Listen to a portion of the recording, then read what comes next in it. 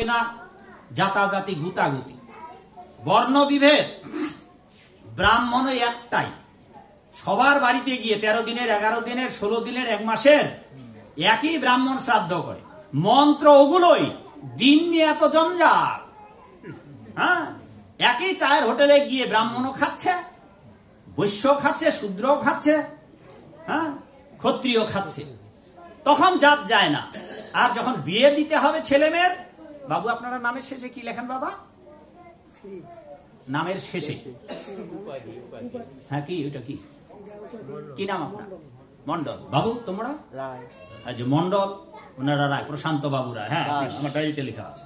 আচ্ছা, মন্ডল, রায়, দাস এক পেয়ালাতে চা খাবে। কিন্তু যখন বিয়ে দেওয়ার লাগবে, সম্বন্ধ করার লাগবে, মন্ডল দেবে না দাসের বাড়িতে, দাস দেবে না রায়ের বাড়িতে, ব্রাহ্মণ তো দেবেই না। অথচ ওই ব্রাহ্মণ যা খায় আপনারা তাই খান।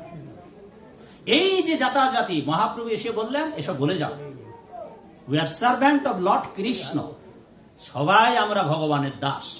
এই কলিযুগে ব্রাহ্মণ ন, ক্ষত্রিয় ন, বৈশ্য ন, শূদ্র ন, তোমরা সবাই কেবল ভগবানের দাস। কৃষ্ণ বলো, সঙ্গে চলো, এই মাত্র ভিক্ষা চাই।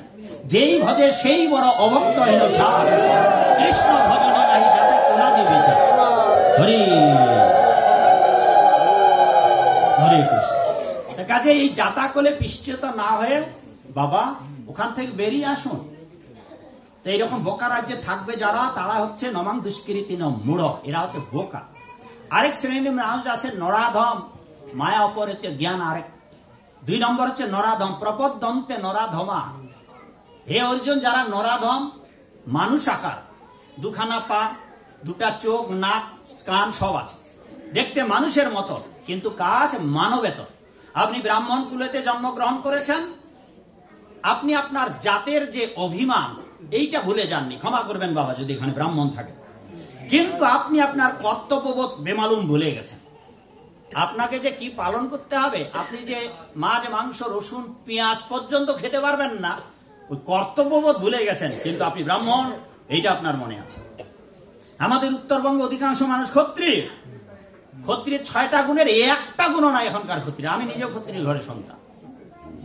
যুদ্ধে পালাবে না ক্ষত্রিয়রা, আর বেটা সব ক্ষত্রিয়রা 71-এ পালাইছে। কিসের ক্ষত্রিয় বাবা?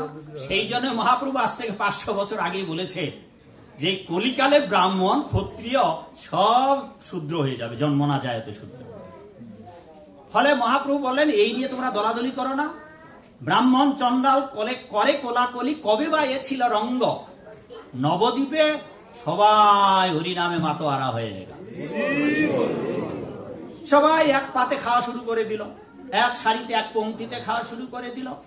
আর আজও আমরা এই রঙ্গ ভরা বঙ্গদেশের মানুষ, আমরা এক জায়গায় দাঁড়িয়ে ওম নমঃ ভগবতে বাসুদেবায় বলতে পারি।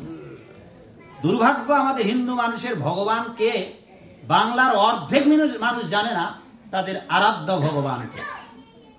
ফলে কেউ মানুষকে ভগবান বানিয়েছে, কেউ বাপ মাকে ভগবান বানিয়েছে, কেউ পাগলকে ভগবান বানিয়েছে, কেউ মানুষকে ভগবান বানিয়ে পূজা করছে। তাদের মঠ মন্দির গুলাতে গিয়ে দেখবেন রাধা গোবিন্দ না। ফলে দুর্ভাগ্য এটা যে সনাতনী হিন্দু মানুষেরা অর্ধেক বেশি হিন্দুরা জানে না যে একমাত্র অনাদির আদি গোবিন্দ সর্ব কারণ কারণম ঈশ্বর পরম কৃষ্ণ সচ্চিদানন্দ বিগ্রহ। যদি জগতের আরাধ্য ভগবান একমাত্র স্রষ্টা, একমাত্র পরমেশ্বর ভগবান থাকে, যার আরাধনা করা উচিত, তিনি হচ্ছেন ঈশ্বর পরম কৃষ্ণ, অনাদির আদি গোবিন্দ। কিন্তু অনেক মঠ মন্দির মিশনে গিয়ে দেখবেন সেখানে রাধা গোবিন্দ পূজা হয় না, অথচ ওরা হিন্দু মানুষ। এটাই জাতির দুর্ভাগ্য। আর বড্ড দুর্ভাগ্য, কোন হিন্দু মানুষেরা, প্রায় হিন্দু মানুষেরা ধর্মগ্রন্থ পড়ে না, আর যদি বা পড়ে ভুলগুলো পড়ে। এরা হচ্ছে নরাধম। তা সেই জন্য বৈষ্ণবাচার্য দুঃখ করে বলেছেন, এমন এমন কি লাগি আইলি ভবে, এমনও জনমে হরি না ভজিলি সে তুই মানুষ কবে। মানুষ আকার হইলে কি হয়, তুমি করহ ভূতেরও কাম, নহিলে বদনে কেন না বলহ কৃষ্ণ গোবিন্দ নাম। পাখিরে যে নাম লয়াইলে লয়, শুক সারি আদি কত, আর তুমি যে ইহাতে আলস্য করহ, এ হয় কেমন মতো। দিবস রজনী আবল তাবল পচালো পারিতে পারো, তাহার ভিতরে কখনো কেন কি গোবিন্দ বলিতে নার। তুমি দিনরাত চায়ের হোটেলে গিয়ে বক বক বক বক করছো, টিভির পর্দার সামনে বক বক বক বক করছো, বিয়াই বিয়ানি শ্বশুর শাশুড়ি আত্মীয় পরিজন নিয়ে বক বক বক বক করছো, শালা শালি আর যেহেতু পেটটা খায় তাই পেটটা খাই খাই খাই খাই খাই পেটটা পেটটা পেটটা পেটটা নিয়েই ব্যস্ত দিনরাত গাদা খাটো। বৈষ্ণব আচার্য তাই খেদোক্তি করে বলেছেন যে বুঝিনো আবারও সমন নগরে নরকে মজিবি যাইয়ে। এই পেটটা নিয়ে এত ব্যস্ত, আত্মীয় কুটুম্ব ভরে ন, ভাগবতের ভাষা এটা, ভাগবতের ভাষা, আত্মীয় কুটুম্ব ভরে ন, হ্যাঁ, আহার নিদ্রা ভয় মৈথুনাঞ্চ, এই চারটি নিয়েই তুমি ব্যস্ত। ওরে মূঢ় নরাধম, এটা তুমি যখন হাতি দেহে ছিলে তখন ওই খেয়েছ, তখনও খেয়েছ, তখনও ঘুমিয়েছ, তখনও সন্তান উৎপাদন করেছ, বাঘের ভয়ে নিজে পালিয়ে গেছ, আত্মরক্ষা করেছ। এই চারটি প্রবৃত্তি বাঘের, যখন বাঘ ছিলে তখনও ছিল, হাতি ছিলে তখনও ছিল, পিঁপড়া ছিলে তখনও ছিল, চারটি। মাগো শোনো মা, এই চারটি, হ্যাঁ লম্বা দিতে হবে, ওটার বিষয় বলবো মা, পরে বলবো। চারটি, কি করে খাবো, কি করে ঘুমাবো, কি করে আত্মরক্ষা করব, আর ইন্দ্রিয় সংযম, ইন্দ্রিয় তর্পণ করব, সন্তান উৎপাদন করব। এই চারটি ইচ্ছা শক্তি, চারটি প্রবৃত্তি হাতি থেকে পিঁপড়া পর্যন্ত আছে। তা আমরা 80 লক্ষ প্রজাতি ওই সমস্ত জনম ঘুরে ঘুরে আমরা এগুলো ভোগ করেছি। এবার মনুষ্য জনমে এসে আবার যদি এই চারটি নিয়ে ব্যস্ত থাকি, আহার নিদ্রা ভয় মৈথুন, রমণ ক্রিয়া বা রতিক্রিয়া, এই চারটি বস্তু, এইবার যদি এইটা নিয়ে ব্যস্ত থাকেন, গোবিন্দের আরাধনা না করেন, তাহলে মহাভারতে যুধিষ্ঠির মহারাজ বললেন এদের জীবনে ধর্মবাদ, তাহলে এরা নরাধম, ধর্মহীনাভি পশুভি সমান, এরা পশুর সমান। পুরাণ শাস্ত্রে বলা হয়েছে মনুষ্যানাং দ্বিপদ জন্তু এব, মানুষ হচ্ছে দ্বিপদ, 2 পা বিশিষ্ট একটা, কি বাবা খাঁটি বাংলায় বলবো ক্ষমা করবেন, জন্তু মানে কি জানোয়ার। ম্যান ইজ ইন্টেলিজেন্ট অ্যানিমাল, ন্যায় শাস্ত্রে বলা হয়েছে মানুষ হচ্ছে বুদ্ধিমান পশু। আর বাড়িতে গীতা আছে, বুদ্ধিযোগ ভক্তিযোগ, দেখেছেন তো অনেকে যারা গীতা পড়েন। এই বুদ্ধি মানে ভগবানকে লাভ করার বুদ্ধি। ওই কি করে খাবো, কি করে ঘুমাবো, পাগলও জানে ছাগলও জানে। গলায় যদি দড়ি না লাগা থাকে গরুও গিয়ে খাবে, ক্ষুধা লাগলে। কি মা খাবে না, ফসল খাবে না? তাই খাওয়ার আর ঘুমা, এই যে এটা মা ঘুমাচ্ছে, তখন ওইটা মা ঘুমাইছিল, মা মা ছেড়ে দাও আমার মতো বসো, খারাপ লাগতেছে, একটু ঘুরে আসেন তাহলে। মাকেও ঘুমাবেন না মা, এই তো 2 ঘন্টা 2.5 ঘন্টা শুনবেন। আসলে আমরা যে আগ্রহ ভরে বলতে চাই, মানুষ সখীরে কারে বলবো, তা যাকে চলো। এবার বলেছেন যে মানুষ হচ্ছে বুদ্ধিমান পশু। বাবা আপনারা এই প্রোগ্রামটা কি মাইকিং করেছেন না হ্যান্ডবেল বিতরণ করেছিলেন? হ্যান্ডবেল। আচ্ছা, যদি মাইকিং করতেন বাবা, আর মাইকিং করে যদি বলতেন, হে গ্রামবাসী, বানকাইজের গ্রামবাসী, আশেপাশে গ্রামবাসীর গরু, ছাগল, হাঁস, মুরগি, কবুতর, সবাইকে রাধা গোবিন্দ মন্দিরে আমন্ত্রণ, ভাগবত আলোচনা দিনাজপুর থেকে জিতেন্দ্র দাস আসবে, দলে দলে যোগদান করিয়া ভাগবত অনুষ্ঠানটিকে সাফল্য মণ্ডিত করুন। আচ্ছা, বাড়িতে বাড়িতে গরু ছাগলের দড়ি যদি গলা থেকে খুলিয়ে দিতেন, তবে কি সারি সারি তারা মন্দিরে আসতো বাবা? একজন আসতো কি? মানুষের সঙ্গে পশুর এটাই পার্থক্য। আর মনুষ্য কুলে জন্মগ্রহণ করে যদি আপনি ভাগবত আসরে না আসেন, হরিব আসরে না আসেন, তো বলা হলো ম্যান ইজ অনলি অ্যানিমাল, মানুষ একটা বুদ্ধিমান পশু। আর ভগবানকে ভাগবত কথা শোনার বুদ্ধি যদি না থাকে, তো ইউ আর অনলি অ্যানিমাল, আপনি একটা পশু। আর এটা কোথায় বলা হলো? মহাভারতে। তা আমরা হচ্ছে বুদ্ধিমান পশু। আমরা যদি ভগবানকে না ভজনা করি তবে কেবলই পশু। এইবার আরো বলা হলো, এবার তো 2খানা পা পেয়েছি মাগো, এইবার 2খানা পায়ে আপনি বিয়ের বাড়ি যাচ্ছেন, শ্বশুর বাড়ি যাচ্ছেন, মধুর হাড়িতে যাচ্ছেন, চাকুরি বাকুরি নিয়ে দিন রাত গাদা খাটুনি খেতে খালি দৌড়াচ্ছেন। ঠিক আছে বাবা, ভাগবত বললেন এবার তো দ্বিপদ মনুষ্যানাং জন্তু এব, 2খানা পা পেয়েছো, দৌড়াও, পরজন্মে আরো 2খানা পা বোনাস পেয়ে যাবে। যমরাজের বাড়িতে যখন নিয়ে যাবে 4 জন দুদেশে, ওখানে গিয়ে বলবে এই যে শোনো, সাধুদের কথা শোনো নাই, আমার গোবিন্দের আরাধনা করো নাই, নিজের সংসার নিয়ে ঘাড়ি টানতে টানতে দুখানা পা দিয়ে দৌড়াইছ। এবার তোমার জন্য দুটো অপশন শাস্তির, সব শাস্তির জায়গায় দুটো করে অপশন থাকবে, কিন্তু নিজের পছন্দ মতো বেছে নেবেন। এখন আপনাদের কাউকে বলা হলো, যমরাজ বললেন তুমি সাধুর কথা শুনো নাই, এই যে ঝন্টু বাবু, মন্টু বাবু, আপনার এখানে যে নাম আছে বাবা, ওখানে ওই রকমই থাকবেন, কতটা দেহ নিয়েই থাকবেন, যেটাকে বলে আতিবাহিক দেহ বা ভোগ দেহ। এই দেহ নিয়ে আপনি নরকে যাবেন, ওই দেহ আপনাকে জিজ্ঞাসা করবে মা, এখানে যেমন আপনি মা, ওখানে ওই রকমই আপনাকে জিজ্ঞাসা করবে যে আপনি গোবিন্দের আরাধনা করেন, সাধুদের কথাও শোনেন নাই, দুই পা দৌড়াইছেন। এখন আপনি বলুন, আপনার আরো দুখানা পা হবে, এখন আপনি 4 পায়ে জন্মাবেন, নাকি যেই দুখানা আছে ও দুখানা হবে না? হয় পদহীন হয়ে জন্মাতে হবে, নয়তো গোনা জাগারও দুখানা পা। কি মাগো, আপনাকে যদি বলে কি করবেন মা? আপনি আরো দুখানা পা নেবেন? যদি দুখানা পা নেন কয়খানা হবে? 4খানা। এবার কি কি হয়ে জন্মাবেন ভেবে? হ্যাঁ, হাতি, গরু, ঘোড়া, বাঘ, ভাল্লুক, শুকর, কুকুর, বিড়াল, হ্যাঁ হ্যাঁ 4খানা পা যাবে।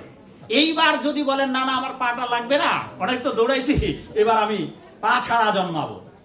হ্যাঁ, আয় ছোট ছোট মামুনিরা, মা পা কার কার নাই মা বলো তো মা, চুটকি তুমি বলো তো মা, তাই কার পা নাই? কোন প্রাণীর পা নাই? হ্যাঁ, কিরে মা খুঁজে পাচ্ছ না? এই যে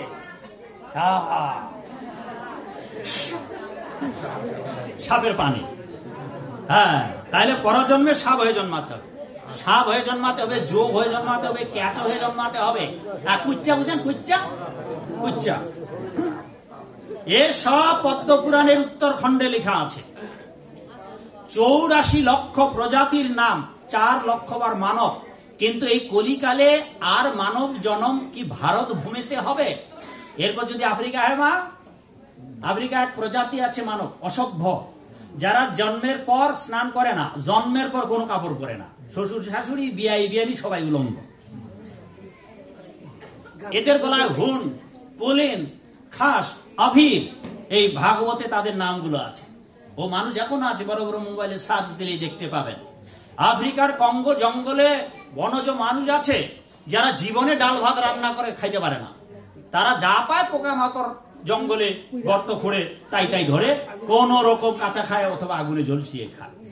এই জনমগুলো আমরা পার হয়ে এসেছি, আর এই মনুষ্য জনম পেয়ে, উত্তম জনম পেয়ে এখন যদি নরাধমের মতো জীবন যাপন করি, শুধু কি ওই জনম বাবা? মাগো, মন, বুদ্ধি, অহংকার 5টা উপাদান নিয়ে গীতার বর্ণনা করা আছে 1ম থেকে 6ষ্ঠ অধ্যায়।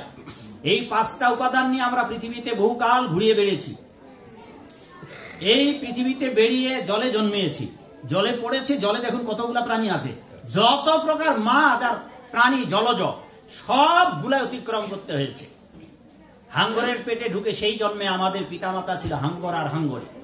কুমিরের পেটে কুমির পিতামাতা, তারপর জলস্থি, এইভাবে বহু প্রাণী জলে ছিলাম।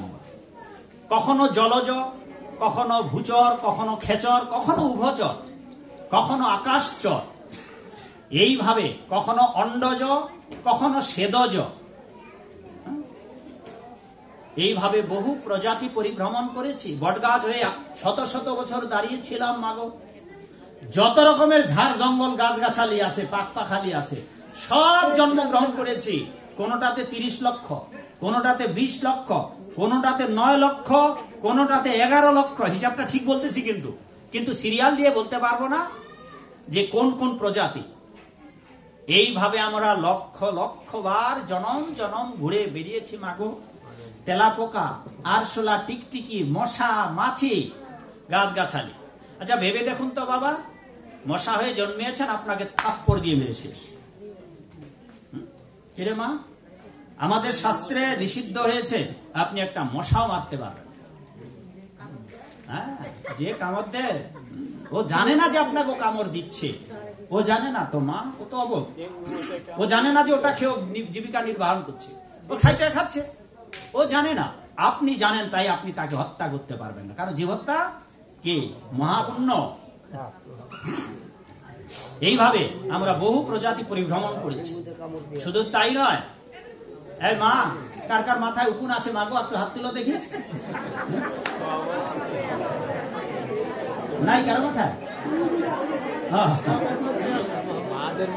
এই পুরাণ শাস্ত্রে, পুরাণে মায়েদের মাথা কলিকালে মায়েদের মাথায়, এটা বলি আমরা, এখন তো মূঢ় মানে বোকা আর নরাদম দুইটা মানুষের বর্ণনা চলতেছে।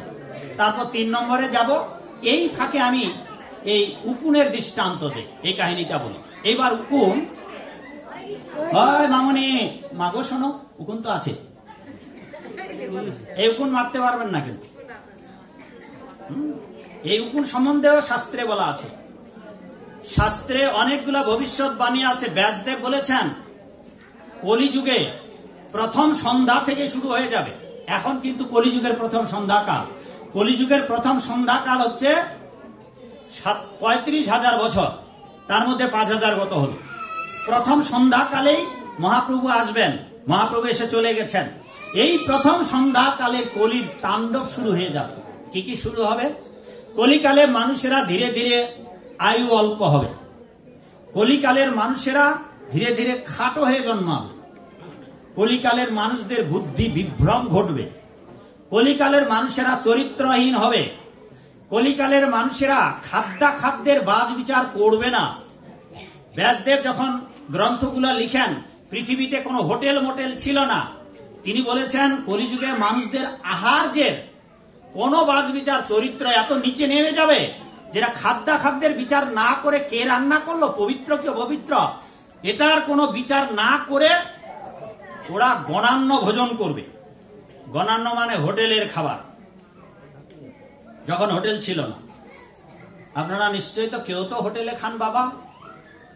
আপনারা যতদিন হোটেলে খাওয়া বন্ধ না করবেন, ভগবানের ভক্ত হতে পারবেন না, পারবেন না, পারবেন না। স্বয়ং ব্যাসদেব এই ভবিষ্যৎবাণী করেছে যে এরা এত নিচে নেমে যাবে, পথে পাইলেই ক্ষুধা লাগলেই মুখ লাগিয়ে খাবে। আর আপনারা অনেকে হোটেলে খান। শুধু তাই নয়, কলিকালের ছেলেমেয়েরা বাবা মার অনুমতি ছাড়াই বিয়ে করবে। পাকিস্তানে ছিল না, ব্রিটিশে ছিল না, বাংলাদেশে শুরু হয়ে গেছে। বাবা মার অনুমতি ছাড়াই বিয়ে করবে। বিয়ে করবার পর শ্বশুর হবে বাবা, শাশুড়ি হবে মা, আর শালি বা শেলিকা হবে বোন। নিজের জন্মদাতা পিতামাতা বোনকে ভুলে যাবে। মায়েরা মাথায় খুব বুদ্ধি গজাবে। শুধু মায়েদের মাথায় বেশি বুদ্ধি হবে তা নয়, মায়েদের মাথায় কীটাতি পোকাও জন্মাবে, মানে উকুন জন্মাবে। মায়েরা বাপের বাড়ি থেকে কিছু বুদ্ধি আমদানি করবে, নিজের বুদ্ধি, বাপের বুদ্ধি, মায়ের বুদ্ধি, ওদিকে জামাইয়ের বুদ্ধি মিলে গোলমাল কইরা বিরাট ফেসাদ বাড়িয়ে পরামর্শ দেবে, চলো আমরা অন্য জায়গায় খাই। জামাইরা শ্বশুরকে যতটা ভালোবাসবে, পৃথিবীর কোন জামাই শ্বশুরকে অপমান বোধহয় করে না। কোন জামাই শ্বশুরকে যতটা ভালোবাসবে তার 10 ভাগ বৌমা শ্বশুর শাশুড়িকে ভালোবাসবে নাই কলিকাল। পরন্তু এই জামাইগুলো আবার কি হবে, নিজের বাপ মাকে খাওয়াবে না, শ্বশুর শাশুড়ি এনে দরকার হয় পালন করবে। এক বিদঘুটে অবস্থা হয়ে যাবে। শুধু তাই নয়, এক পিতা 4-5 সন্তান প্রতিপালন করবেন। বৃদ্ধ বয়সে ওই পিতামাতা, বাবা ক্ষমা করবেন যে বাংলাটার সংস্কৃতের অনুবাদ যদি করি খাঁটি বাংলায়, তাহলে অনুবাদটা হবে বৃদ্ধ বয়সে এই কলিকালের পিতামাতারা পালিত কুকুরের মতো থাকতে হবে। 5টা পুত্র, একই বাবা তাদের ভরণ পোষণ চালিয়ে বড় করবে, চাকুরি বাকুরি ব্যবস্থা করবে। বিয়ের পর শুধু দেওয়ালের পার্টিশন হবে না, মনেরও পার্টিশন হবে, ভাই ভাই ঠাই ঠাই। বাবা মা জীবিত থাকতেই ভাই ভাই পৃথক হবে। এইবার ভাই ভাই পৃথক হয়ে কুকুর বিড়ালের মতো বাবা মাকে প্রতিপালন করবে। বড় ছেলের কাছে 2 মাস, ছোট ছেলের কাছে 3 মাস, মেজো ছেলের কাছে 1 মাস। এইভাবে 5টা ছেলে ওই পালিত প্রাণীর মতো আপনাকে এ বাড়িতে সে বাড়িতে ঘুরে ঘুরে খেতে হবে। অথচ আপনি একাই হতভাগা পিতামাতা, যে একাই আপনি 5 সন্তানকে বড় করেছেন। 5 সন্তান মিলে একটাও দায়িত্ব নেবে না আপনাকে সারা জীবন, যে কটা দিন আছেন আপনি। একটা ছেলে দায়িত্ব নেবে না যে বাবা তোমাকে আর কোথাও যাওয়া লাগবে না, তুমি তো আমাদের 5 জনকে প্রতিপালন করেছো, আর আমি একা তোমাকে খাওয়াতে পারবো না, এটা ভুলে যাবে। হ্যাঁ হ্যাঁ, এই বাবা আরেকটা ভালো প্রস্তাব দিয়েছে। এখন এই কুলাঙ্গার সন্তানগুলোকে যদি ভালো মানুষ করতে চান, তো হাজার হাজার বছর পূর্বে প্রহ্লাদের নাম আপনারা সবাই শুনেছেন না গো? বাবা প্রহ্লাদের নাম শুনেছেন? যদি কারো শত্রু না থাকে, সাধু হন, দেখবেন কত শত্রু। আচ্ছা, প্রহ্লাদের কে শত্রু ছিল? প্রহ্লাদের কে শত্রু ছিল মা গো? নিজের পিতা। সাধু হয়ে যান, দেখবেন বাপ মা আপনাকে দেখতে পাবেন। সেই জন্যে আপনি যদি কুকুর বিড়ালের মতো বৃদ্ধ বয়সে নিজে রান্না করে এবারই সেবারই খেতে না চান, তাহলে প্রহ্লাদ মহারাজ বলেছেন কৌমারং আচরেত প্রাজ্ঞ। বুদ্ধিমান মানুষের উচিত ছোট্টবেলা থেকে জন্মের পরে ছেলে মেয়েদেরকে হাতে গীতা তুলে দেওয়া, হাতে ভাগবত তুলে দেওয়া, প্রতিদিন ভগবত গীতার একটি করে শ্লোক অধ্যয়ন করা, অনুবাদ সহ। গীতার 700 শ্লোক আছে, প্রতিদিন যদি একটি করে শ্লোক অনুবাদ সহ পড়ে 2 বছরের মধ্যে ভগবত গীতা পড়া শেষ। তাতে লাভ হবে কি বাবা? আমি যে হিন্দু এইটা সে জানতে পারবে, সে যে সনাতনী এইটা জানতে পারবে, তার আরাধ্য ভগবান কৃষ্ণ এইটা জানতে পারবে, আর কোনোদিন নিজের ধর্ম ত্যাগ করবে না, ধর্মান্তরিত হবে না। এটা আপনারা করুন, নিজেদের ছেলে মেয়েদেরকে যারা পড়াশোনা করে তাদের বাধ্য করুন এবং নিজেরাও গীতা পড়ুন। অথচ দুর্ভাগ্য, এই বাংলার লক্ষ লক্ষ কোটি কোটি মানুষের কাছে গেছি আমি, 2-1 জন না, 2-1000 না, 35 বছর ধরে আমি স্টেজে দাঁড়ানো, ছাত্র জীবন থেকে এই বাংলায় হাজার হাজার প্রোগ্রাম করেছি। এই বাংলার লক্ষ লক্ষ কোটি কোটি মানুষকে আমি চিনি। এইরকম অনেক মানুষ পাওয়া যাবে যারা জীবনে একবারও গীতা পড়ে শেষ করে নাই, অথচ পড়তে লাগবে মাত্র 2 বছর। কদিন পর শ্মশানে যাবেন, দেখবেন যে ওই মানুষটা একবারও গীতা পড়ে নাই। তো আপনার বংশের অধপতন না হবে, নাতি নাতনির অধপতন না হবে, কোন জাতির কোন ধর্মের অধপতন হবে? এটা আমাদের দুর্ভাগ্য যে আমরা শাস্ত্র গ্রন্থ পড়ি না। এই যে লাল কাপড়, সব জায়গাতে এই স্বভাবটা আছে, লাল কাপড় দিয়ে পেঁচিয়ে পেঁচিয়ে ঠাকুর আসনে ফুল জল দিয়ে পূজা করতে করতে মলার একেবারে শেষ, এই যে শেষ লাস্টটা। ভেতরে কি আছে একদিনও পড়ে নাই। এই যে ভাগবত পড়েনি, গীতা পড়েনি, থুই দিছে। কারণ কি করে? সময় নাই। যৌবনকালে বলেছে আমার সময় হয় নাই, বিবাহিত জীবনে বলেছে এখন তো সংসারে ঘানি টানছে, এখন সময় পাই না, আর বুড়ো বয়সে মাধব হাম পরিণাম নিরাশা, হ্যাঁ, কাদিয়া কাতরতি, ওই মা এখন দিচ্ছ কেন, এখন দিতে হবে না, যখন তখন দিলে হয়ে গেল। সুযোগ বুঝে দিয়ে দেবেন, হ্যাঁ ঠিক আছে, যখন তখন দিলে তো কথা বলতে বিঘ্ন হবে। এই হচ্ছে অবস্থা বাবা। তা মাগো, আপনাদের বাড়িতে এই যে চলুন আমরা ওই 3টি প্রাইমারি কথা বলি আগে, তারপর আমরা ওই 2টো কথার দিকে যাব, এরপর আমরা কি করে বৈকুণ্ঠে যাবার উপযুক্ত হব, আমরা ধীরে ধীরে সামনের দিকে এগিয়ে যাব। চলুন, প্রথম কি কি কাজ করতে হবে। আপনার সাধু হওয়া লাগবে না, আর সাধু হতে পারবেন না এত সহজে। আর সামনে যারা বুড়া বুড়া বাপগুলো আছেন আমার, আর বুড়া বুড়া মাগুলো আছেন না, ওটা এত সহজে সাধু হতে পারবেন না। যত সহজে ইয়াং ছেলেমেয়েরা সাধু হতে পারবে, এই ঘাটের পরপারে পরন্ত বেলার যা বাপগুলো পারবে না। কেন পারবে না জানেন? ওই যে বাপটা যতক্ষণ ধরে আইছে ততক্ষণ ধরে পান খাচ্ছে। ওই বাপটা যদি বলি যে বাপ কয়টা করে খাও দিনে, হিসাবও দিতে পারবে না। আর যদি বলি যে বাবা পান খাইতে পারবেন না সাধু হতে হলে, বাদ দেন, ওই বাপ কিন্তু পারবে না পান। বলবে যে বাবা একবেলা না খেয়ে থাকতে পারবো, কিন্তু পান খাওয়া বাদ দিতে পারবো।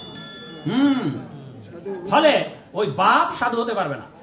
কেননা আমাদের শাস্ত্রে, তন্ত্র শাস্ত্রে এবং স্বয়ং মহাপ্রভুর আদেশ, পান সুপারি ঘটে লাগে, পটে লাগে, বিবাহে লাগে, অন্নপ্রাশনে লাগে, বাবা মার শ্রাদ্ধে পিণ্ডিতে লাগে, ভোগে লাগে।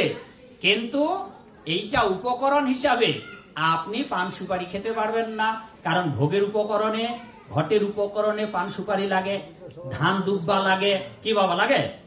ধান দুব্বা লাগে, পান সুপারি লাগে, হরিটকি লাগে, পড়ি লাগে। আচ্ছা, ওগুলো খায়? হ্যাঁ, ভাগবত পাঠেও দিতে পারেন, সমস্যা নেই, কিন্তু এগুলা গঙ্গায় ভাসিয়ে দিতে হবে। এগুলা খাওয়ার জন্য নয়, কিন্তু আপনারা খেতে খেতে সমাজের মধ্যে এমন একটা চল করে ফেলেছেন। এক জায়গায় তো দেখি বাবা, ভাগবত আসরে আমি পাঠ করতে ঢুকছি, ওই গেটের সামনে পানের ডিব্বা, পানের চুন টুন দিয়ে রেখে দিয়েছে। তাই বললাম যে এটা করলেন কি? ঢুকবার সময় ভাগবত আসরে পবিত্র হয়ে ঢুকবেন, তো কলিকে সাথে নিয়ে যাব কাটতে কাটতে ঢুকতেছে। এই হচ্ছে অবস্থা বাবা। খুব খারাপ লাগবে এগুলো কথা আপনাদের, কারণ ছোট্টবেলা থেকে খেতে খেতে দাঁত গুলার সর্বনাশ করে দিয়েছে। হ্যাঁ, তা সেই জন্য এই কথাগুলো আপনাদের ভালো লাগবে না বাবা। কিন্তু বাবা মহাপ্রভুর আদেশ, হ্যাঁ, সব জায়গায় লাগে কিন্তু পান সুপারি, আর সব জায়গায় দিতে হবে। কিন্তু বাবা যদি ভগবানের ভক্ত হতে চাও মাগো বাবা গো, তাহলে ওগুলো খাওয়া যাবে না। এ বাবা তুমি খাও নাকি? এই জন্য ওদের সহজ হবে, ছেলে মেয়েদের সহজ হবে, কারণ আপনারা খেতে খেতে এমন খাওয়া খাইছেন বাবা, জম্মের খাওয়া, না মরার আগে আপনারা আর ছাড়বেন না। কিন্তু আমরা তবু বলি যে বাবা একটু চেষ্টা করেন না। আর চেষ্টা করতে করতে চুলো পাকিবে, দাঁত ভাঙিবে, সম্বল হবে লাঠি, আর মরিয়া টন্ডন শেষ। যারা খাচ্ছেন তারা খেতে থাকুন, যদি পারেন ধীরে ধীরে বাদ দিন। হ্যাঁ, কিন্তু যারা খান না বাবা, যারা আজও পান সুপারি, বিড়ি, সিগারেট, এইগুলা প্রাইমারি পড়াশোনা। ধর্মের রাজ্যে যদি আপনি ভগবানের ভক্ত হন, তাহলে আপনি পান সুপারি খেতে পারবেন না। যদি ভগবানের ভক্ত হতে চান, এগুলা প্রাইমারি, তাহলে বিড়ি সিগারেট খেতে পারবেন না। যদি আপনি ভগবানের ভক্ত হতে চান, এগুলা প্রাইমারি, এগুলার জন্য কোনো গীতা ভাগবত পড়ার লাগবে না। তাহলে তার 1 নম্বর ধরি, প্রসাব করে জল খরচ করতে হবে, পবিত্রতা নাম। প্রসাব করে জল, হাত মুখ পরিষ্কার, হাত পা পরিষ্কার করতে হবে প্রসাব করে, এটা 1 নম্বর। 2 নম্বর, পায়খানা যতবার করবেন ততবার স্নান। এইটা প্রাইমারি, এটা ধর্মের শিক্ষা নয়, এটা আপনার শৌচতার জন্য, ভদ্রতার জন্য, এবং যদি সাধু হতে চান, এগুলা প্রাইমারি। 3 নম্বরটা একটু কঠিন, যদিও এটাও প্রাইমারি। যেমন আপনারা যারা বিড়ি সিগারেট খান, এগুলো প্রাইমারি, এগুলো খাওয়া উচিত না। এবার 3 নম্বরটা, সূর্য উদয়ের আগেই আপনাদের ঘুম থেকে জেগে উঠতে হবে। ঘুম থেকে জেগে উঠে 2টো কাজ করতে হবে, স্নান এবং বাহ্যবাস, দাঁত ঘষা। সাধু হতে হবে না মাগো, কালকে থেকে বা অনুষ্ঠান শেষে, এখন তো রাত জাগাজাগি হবে, গরমিল হয়ে যাবে ঘুমে। হ্যাঁ, রাত 12টার আগে ঘুমাইতেই পারবেন না যতদিন অনুষ্ঠান চলবে। কি বাবা, আপনারা কি করবেন? সাধু হতে না পারলেও অন্তত ভোরবেলায় জেগে উঠুন তো বাবা। তাতে কি লাভ হবে, এটার একটু বড্ড করে বর্ণনা দেই। যদি ভোরবেলা জেগে উঠেন, 1 ঘন্টা 36 মিনিট সূর্য উদয়ের এই সময়টায়, ধরুন কালকে 5টায় সূর্যোদয় হবে, 3টা 24 মিনিটের পর 5টা, সূর্য উদয় হওয়ার আগে যতটুক সময়ের মধ্যে আপনারা স্নান করতে পারেন। আগের দিনে তো ভোরবেলায় উঠে গোবর ছিটা দিত, আমি জানি না এখন গ্রাম বাংলায় সেটা দেয় কিনা। এইটা সূর্য উদয়ের আগে উঠে স্নান আদি করতে হবে আপনাদের। তারপর গোবর ছিটা তো দেবেনই, ওটা আগে দেবেন পরে দেবেন এটা আমি জানি না, কিন্তু ঘুম থেকে উঠে স্নান করতে হবে এটা আমি জানি। তো যে কথা বলতেছিলাম, এবার যদি আপনারা ঘুম থেকে উঠে স্নান করেন বাবা, তাইলে আমরা গঙ্গায় স্নান করতে ভারতে যাই কেন বাবা? মাগো কেন গঙ্গায় স্নান করি মাগো? নিজের পাপ, কি বাবা, পাপ থেকে মুক্ত হওয়ার জন্য, পবিত্র হওয়ার জন্য। আপনাকে আর গঙ্গা স্নানে ভারতে পাসপোর্ট ভিসা করে যেতে হবে না। পৃথিবীর সর্বত্রই মঙ্গলারতি, তার মানে ব্রহ্ম মুহূর্ত, সূর্য উদয়ের 1 ঘন্টা 36 মিনিট সময়টা আগে, এই সময় পৃথিবীর সর্বত্রই জলাশয়ে গঙ্গা মাতার আবির্ভাব ঘটবে। জয় গঙ্গা মাতা কি। সেই জন্য এখন থেকে আর উলুধ্বনি দেবেন না। আমি যখন হরিবোল বলবো কেবল তখনই উলুধ্বনি দেবেন, কেমন? তাহলে এই ফাঁকে আমরা কথা বলবো। এইবার আপনাদের গঙ্গা স্নানে যেতে হবে না, ভারতবর্ষে তীর্থযাত্রায় যেতে হবে না। যদি আপনারা ভোরবেলায় জেগে উঠে স্নান করতে পারেন, গঙ্গা মাতা অজস্র স্রোতস্বিনী গঙ্গোত্রীর ধারায় আপনার সমস্ত দেহের পাপ বিধৌত করে দেবেন, এবং আপনি কেবল ধর্মকর্ম করুন আর না করুন, খালি ভোরবেলায় উঠে যদি স্নান করতে পারেন, সব পাপ থেকে ওই মুহূর্তে আপনি মুক্ত। এটা গেল 1 নম্বর উপকার। 2 নম্বর উপকার হবে, এটা কিন্তু প্রাইমারি শিক্ষা। 2 নম্বর উপকার হবে, বাতাস, পবন, বাতাসের অধিপতিকে দেবতা পবন দেব আপনার দেহের পাপ ও রাশি শুষ্ক করে গঙ্গা মাতা এবং পবন দেব কৃষ্ণে মতি হোক, ভগবানের ভক্ত হওয়ার আশীর্বাদ দেবেন, পাপ নষ্ট করে দেবেন। 3 নম্বর, সূর্য উদয় হবে, আপনার ওই পবিত্র স্নাত গঙ্গার ধারায় স্নান করেছেন, সূর্য আপনার উপরে তাপ দেবে। এই সূর্য পৃথিবীতে তার মতো ডাক্তার কেউ নেই। তিনি এমন কোন জীবাণু নেই যা নাশ করতে পারবেন না, এমন কোন রোগ নেই এবং এমন কোন পাপ নেই যে আপনার দেহ থেকে তিনি ভস্মাত করতে পারবেন না। সূর্য নারায়ণ অজস্র কিরণ দ্বারা আপনাকে পবিত্র করে দেবেন, মুক্ত করে দেবেন। আপনি তারও আশীর্বাদ লাভ করবেন। কৃষ্ণে মতি হোক। কয়টা হলো? 3টা। 4 নম্বর আপনাদের গ্রাম বানকাইস। এই গ্রামে দেবদেবীর পূজা হয়। শাস্ত্রে বলা হলো ওই ব্রহ্ম মুহূর্তে গ্রাম্য যত দেবদেবী আপনারা পূজেন সব দেবতারা ওই 1 ঘন্টা 36 মিনিট আপনার গ্রামে ঘুরবে।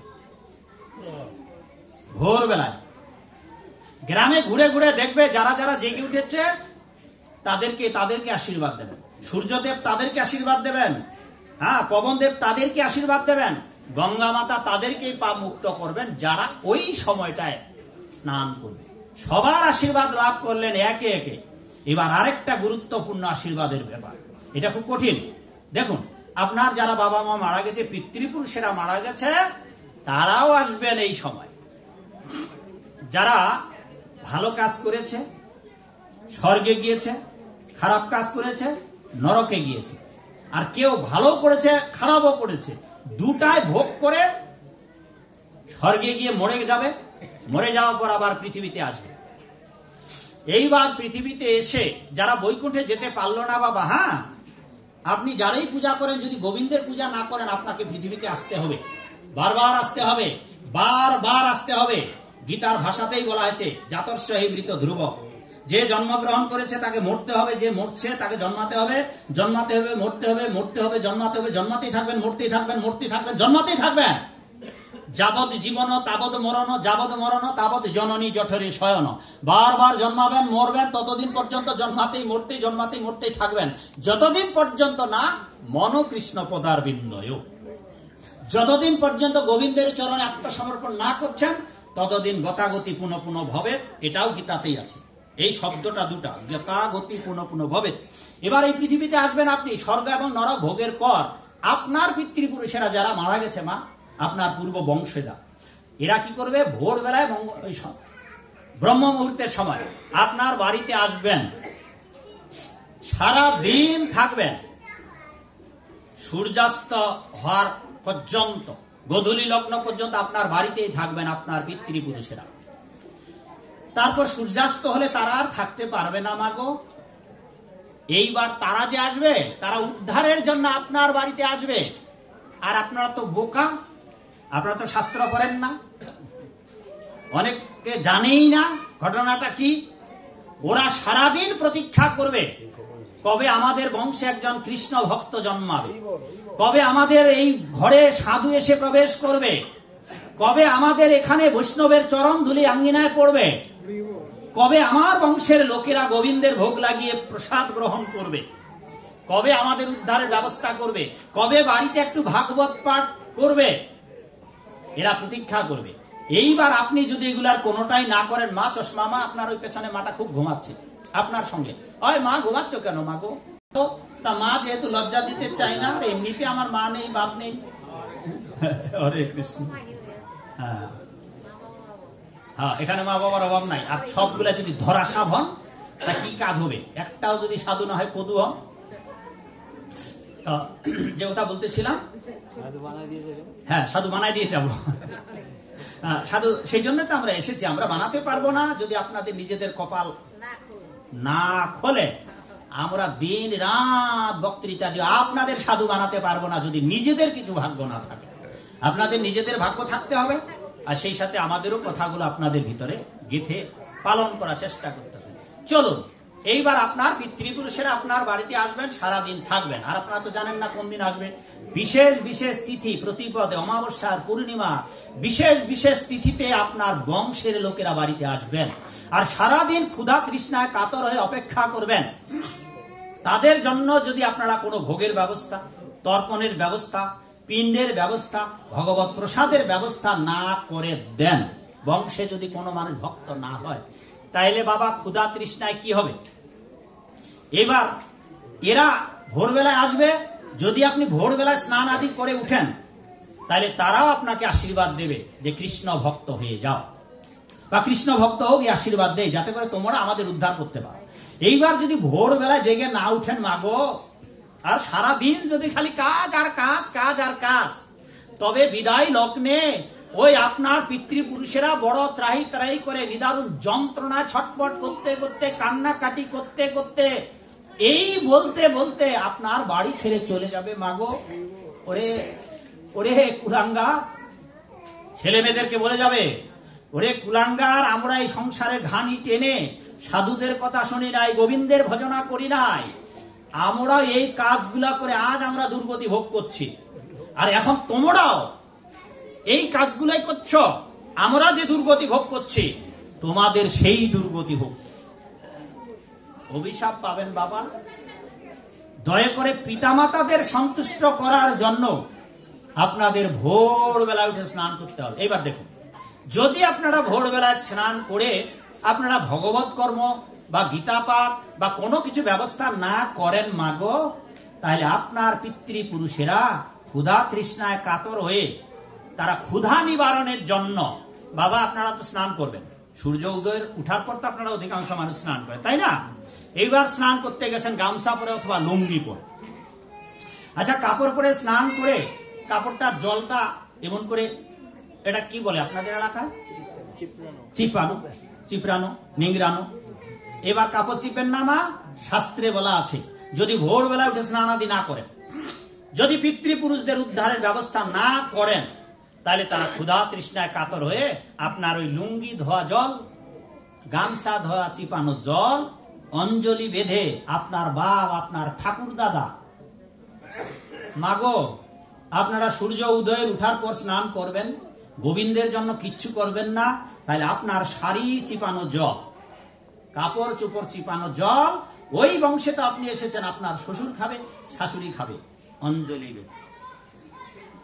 যদি আপনারা শ্বশুর শাশুড়িকে, বাপ মাকে নিজের কাপড় ধোয়া জল না খাওয়াতে চান, তবে বাবা এগুলো প্রাথমিক। দেখুন বড় নিদারুণ অসহায় অবস্থা, তারা নিজের তৃষ্ণা মেটানোর জন্য পরিষ্কার শাস্ত্রে লেখা আছে। এবার এটা আপনি কি প্রতিদিন দিনে কি সবসময় স্নান করবেন না গো? আচ্ছা, ওই একবার জল খেলো, কোন রকম গলাটা শুকাই গিয়েছে, সেটা একটু ঠান্ডা হলো, মেনে নিলাম। আচ্ছা, আর ক্ষুধা লাগবে না, আর তৃষ্ণা লাগবে না, এরপর কি খাবে?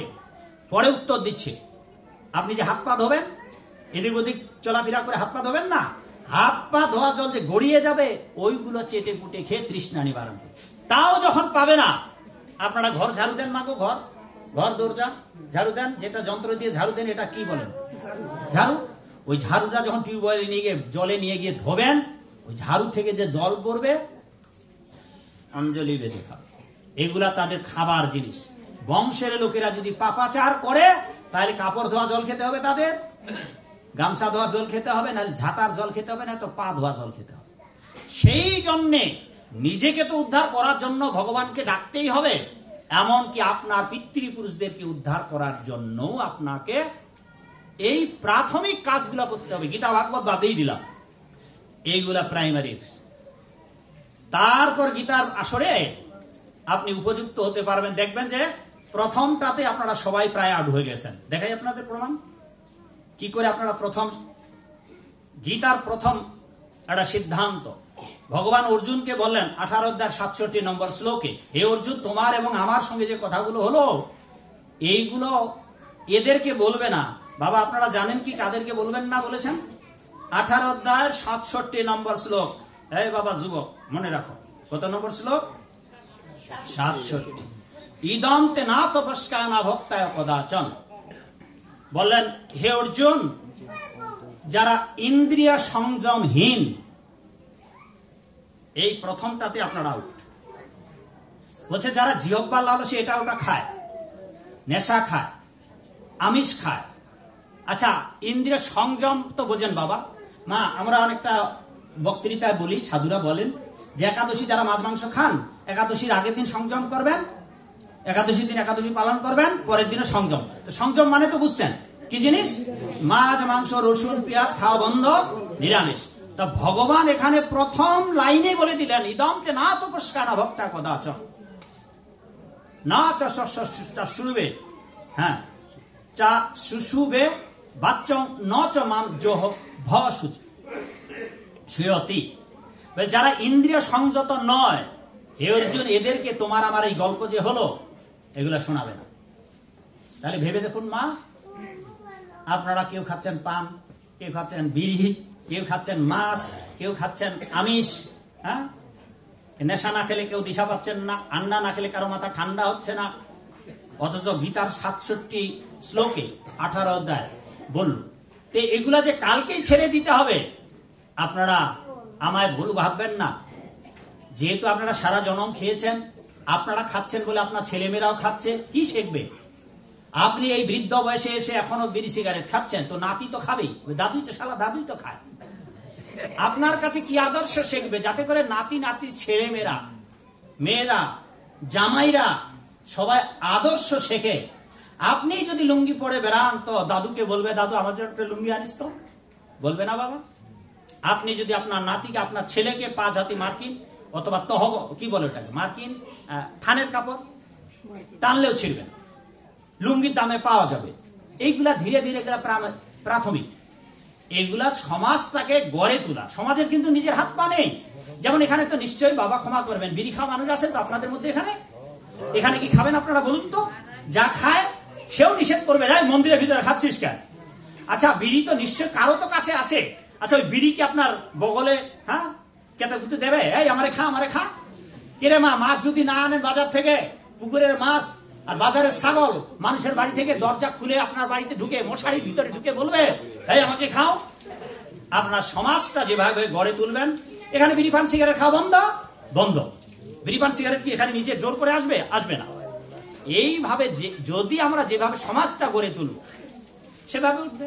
তাই জন্য ইয়াং ছেলে পেলে যারা আজও এগুলো খায় না, তাদেরকে যদি আমরা এগুলো বুঝিয়ে দেই, তাহলে তাদের যে বেসটা, তাদের যে জেনারেশনটা আসবে, দেখবেন যে ওরা সাধু হয়ে যাবে, অল্পে সাধু হয়ে যাবে।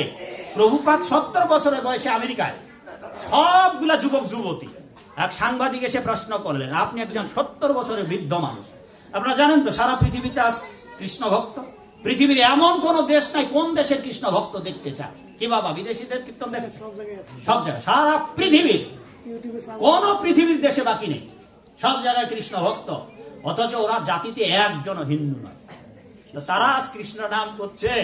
আর আপনারা যেই দেশে ভগবান কৃষ্ণ এসেছেন, প্রভু রামচন্দ্র এসেছেন, গৌরাঙ্গ মহাপ্রভু এসেছেন, আপনারা ভুলে গেলেন যে দেশের মানুষেরা তাজা মাংস খেত, যে দেশের মানুষেরা রান্না না করে খেত, যে দেশের মানুষেরা নরম মাংস খেত, আজ তারা কৃষ্ণ নাম করছে। আপনারা কেউ নরম মাংস খান?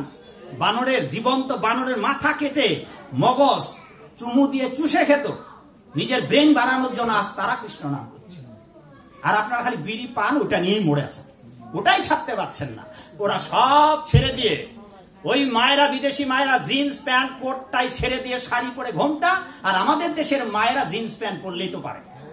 হেয়ার স্টাইল, ছেলেরা যদি এমন এমন স্টাইল করতে পারে, দেখবেন এখনকার ছেলেরা এদিকও নয় মাঝখানে মুরগি স্টাইল।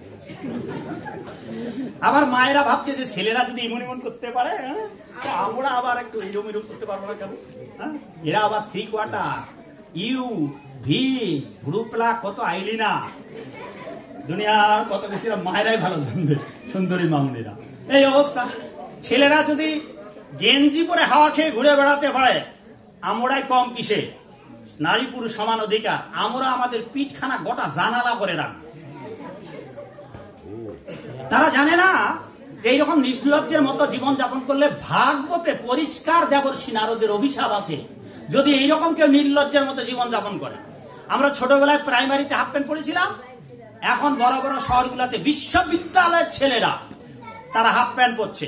এটা কি আধুনিক সভ্যতার নিদর্শন নাকি নির্লজ্জের প্রদর্শনী? এখন হ্যাঁ, আবার এই কত সালে যেন গেছি বাবা শিলিগুড়িতে, দেখুন কাণ্ডখানা। শিলিগুড়ি থেকে পানির ট্যাঙ্কির দিকে আসছি না, নেপাল থেকে ভারতে ঢুকছি, শিলিগুড়ি থেকে আসতেছি, একটা অটোতে করে আসবো একটা মেডিকেল মোড়ে। দেখি যে এক সুন্দরী মামুনি উঠেছে, তাই মুখোমুখি আমার এক সাধু আর আমি আরেক সাধু বাবা, দুইজনের পাশে আর এক সুন্দরী মামুনি আর একজন বয়স্ক মা, ওরা ওই পাশে মুখোমুখি। এইবার দেখতে এত সুন্দরী মামুনিটা, কিন্তু পরনের জামা ছেঁড়া, প্যান্টটা ছেঁড়া। আমি টাকা দিতে চাচ্ছি একটা প্যান্ট কেনার জন্য। হ্যাঁ, দেখুন না কাণ্ডখানা আমার। আমি আমার ব্যাগের মধ্যে হাত ঢুকাচ্ছি, দেখেন না কাণ্ডখানা। তখন আমি জানি না যে এটা একটা ডিজাইন এসেছে, ফ্যাশন এসেছে। ভাগ্যিস আমি খালি মুখ দিয়ে বলি নাই, নাহলে তো নরম হাতের একটা চল খেতে হতো সাধু বাবাকে সেই দিন। গুরু ভাই আমাকে পরে বললো, হে প্রভু, না বলে ভালো করেছেন, যে আমি তো দেখছি আপনি পকেটে হাত ঢুকাচ্ছেন। আমি ব্যাগে হাত ঢুকাচ্ছি মা, যে একটা 500 টাকা অন্তত দেই, যে মা একটা প্যান্ট নিয়ে নিও। 500 টাকা মানে ভারতে 700 টাকা, একটা প্যান্ট হয়ে যাবে। এইবার আমি নেমে বলছিলাম যে প্রভু, ওই মেয়েটা দেখতে তো সুন্দরী, মনে হলো যে বড় লোকের মেয়ে। বলে হ্যাঁ, ওটা বড় লোকের এই মেয়ে। বলে তাই ছিঁড়া প্যান্টটা পরে আইছে কেন? এইখানে মা, এইখানে, এই হাঁটুর উপর, এখানে ফাঁক, এটা ফাঁক, ওটা ফাঁক। এত বড় সুন্দরী মেয়ে, আরে বাবা প্যান্ট ছেঁড়া, এটা ছেঁড়া মানে প্যান্টটা কেনার টাকা নেই। তাই এই টাকা দেব না কি মনে করে মেয়ে মানুষ, দেখতেও সুন্দরী, তার ভাববে যে সাধু মানুষের নজর ভালো না। হ্যাঁ, এই সব চিন্তা ভাবনা করে আমি টাকা দেওয়া দেই নাই। গাড়ি থেকে নেমেই বলতেছি, প্রভু মেয়েটাকে টাকা দেবো প্যান্ট কেনার? বলছে না না না প্রভু, না না না, আপনি মান সম্মান বাঁচাইলেন আমার। বলে কেন? আপনি দেখেন নাই? বলেন না, এটা তো আপনাদের দেশে এসে দেখতেছি। এখন বাংলাদেশেও শুরু হয়ে গেছে, এখানেও ছেঁড়া, এখানেও ছেঁড়া, এখানেও নাই, এখানেও নাই, এখানেও নাই। একদিন কি হবে, ওই বিদেশি মায়েদের মতো সমুদ্র সৈকতে দেবর্ষি নারদ অভিশাপ দিয়েছেন, যদি এরকম আপনারা করেন মাগো, পরে গাছ হয়ে জন্মাতে হবে। ছাগল গরু, পৃথিবীর একমাত্র মানুষ ছাড়া কেউ নিজের লজ্জিত অঙ্গ ঢাকাতে পারে না। এটা ভাগবতে বর্ণনা করা আছে। যদি এরকম নির্লজ্জ জীবন যাপন করেন পরজন্মে, আচ্ছা, গোমাতা নিজের লজ্জিত অঙ্গ ঢাকাতে পারে? গো পিতা নিজের অন্ডকোষ ঢাকাতে পারে? পৃথিবীর কোন প্রাণী নিজের লজ্জিত অঙ্গ ঢাকাতে পারেন না। সেই জন্য লজ্জা নিবারণের জন্য আমাদের সচেতন থাকা উচিত, মায়েদের ঘোমটা রাখা উচিত, সবার পর্দার আড়ালে থাকা উচিত। আর আমাদের হিন্দু মানুষ, আমরা ধুতি পরে বাইরে গেলে হয়তো প্যান্ট শার্ট বা যা কিছু পরার দরকার, কিন্তু লুঙ্গি পরবেন না। এভাবে একটা আদর্শ করে তুলুন বাবা।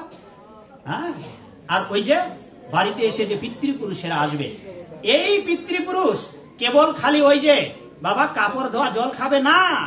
আপনার বাড়িতে যে তেলাপোকা আছে, শুনুন, আপনার বাড়ির তেলাপোকা, মশা, মাছি, পিঁপড়া, এইগুলো আপনার বংশের লোক, এইগুলো আপনার বংশের লোক। এই জন্য আপনার বাড়ির ছাড় পোকা, উকুন, মশা, মাছি কোনোটাই মারতে পারবেন না। এদেরকে উদ্ধার করার উপায় বলে দিচ্ছি আমি। বাবা মোবাইলটা কোথায় রাখলাম? আচ্ছা, আছে বলে, আচ্ছা থাক।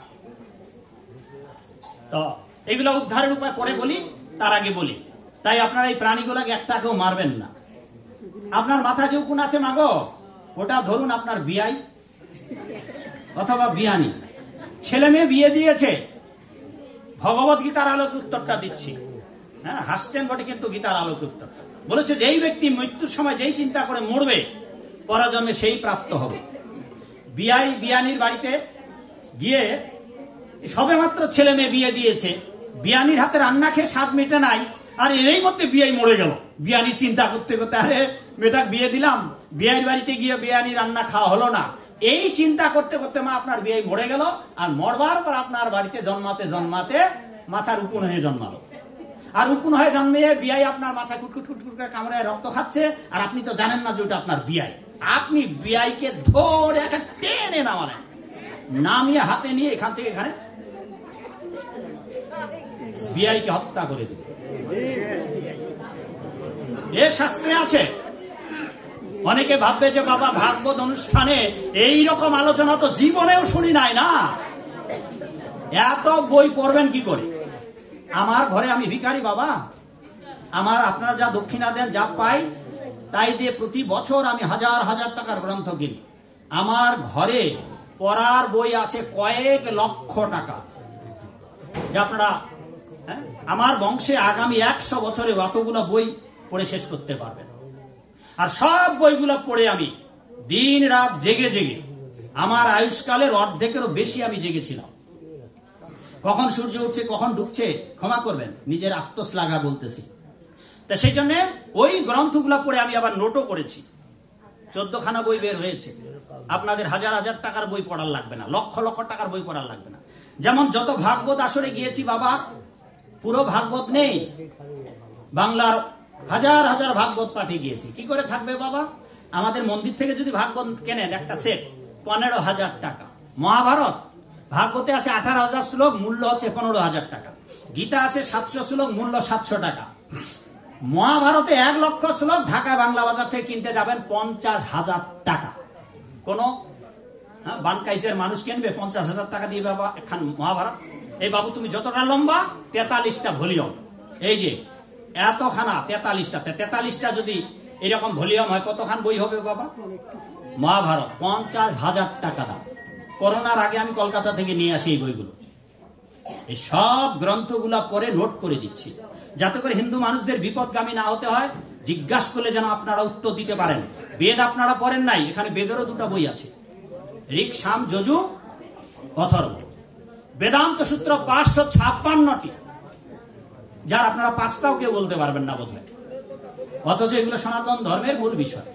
তো যাকে আপনাদের বাড়িতে যে আরশোলা, তেলাপোকা, উকুন, মশামাছি আপনার বংশের লোক, এগুলাকে কি করে উদ্ধার করবেন তার আগে আপনারা 4টা কথা শুনুন এবং একটা গল্প বলি, তারপর